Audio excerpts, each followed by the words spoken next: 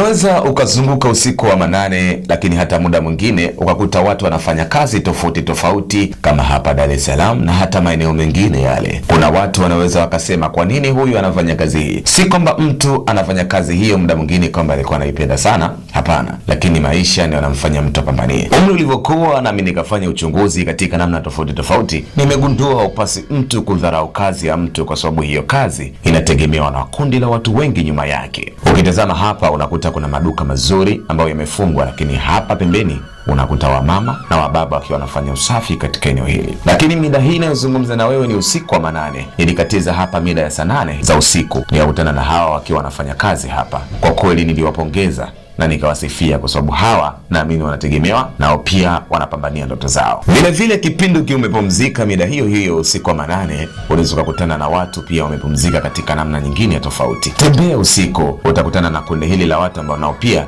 wamepata usingizi wao katika maeneo ambayo si salama sana. Ukitazama hapa unakuta ni barabarani na magari yanapita kasi. Kuwaza kwamba inaweza ikatokea ajali ikawadhuru, hilo ni wazo la mtu ambaye hana shida. Ukiwa na tabu, hata hatari hauiogopi muda mwingine. Ndio maana hata hawa wako hapa, hatari hiyo hawaiwazi. Kikubwa ni kuombea dua hawa wapumzike salama, waamke salama, kwa sababu hata nao pia walikuwa wanatamani kupumzika kwenye kitanda kizuri chenye godoro mushtiti na chenye manyoya na kupumzika usingizi mzuri. Nao pia walikuwa wanatamani pazuri, lakini usingizi wao wanaopiga hapa. Na ndio maana Mungu alipoumba usingizi hakubagua wala kuchagua kwamba ampe mja wake katika sehemu gani. Yeye usingizi anatoa popote pale ambapo mja wake anaamua kupumzika, kwa sababu mapumziko yote anayaandaa yeye. Huyu apumzike wapi na huyu apumzike wapi. Usidharau mtu akiwa anafanya kazi, wala usidharau mtu ukimwona amepumzika mahali ambapo hapakuridhisha, bali kumwombea inaweza ikawa ni njia rahisi, kwa sababu hata yeye alitamani kufanya kazi nzuri na kupumzika sehemu nzuri kama watu wengine wanaopumzika. Hii ni sauti Jirax Fari